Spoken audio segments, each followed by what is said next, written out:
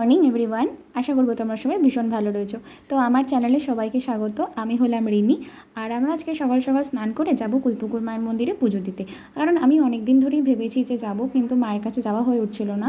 তো অবশেষে আমরা যেতে পেরেছি। আর মন্দিরটা ভীষণ সুন্দর, অনেকটা খোলামেলা জায়গা। যাওয়া মাত্র মায়ের কাছে আমরা পুজো দিতে বসলাম। আর এখানে মায়ের আরতি হচ্ছে। এরপরে নাও তোমরা একটু মাকে দেখে নাও। আমরা একটু বাইরে গিয়ে মোমবাতি ধূপকাঠি জ্বালালাম।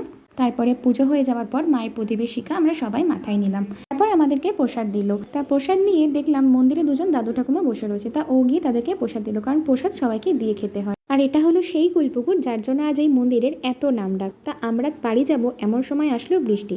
তা আমরা দৌড়াতে দৌড়াতে আবার সেই মন্দিরেই আসলাম। আর দেখো পুকুরের মধ্যে বৃষ্টি দেখতে কত ভালো লাগছে। তো এখানে একটু অপেক্ষা করে বৃষ্টি থামার পর গেলাম একটু খাবার খেতে। তা খাবারটা বেশ ভালোই ছিল। বাড়ি এসে মা বললো রাতের জন্য নাকি ডালের বড়া বানাবে। তা ভাবলাম আমিই বানাই, কারণ আমি খুব একটা খারাপ রান্না করি না।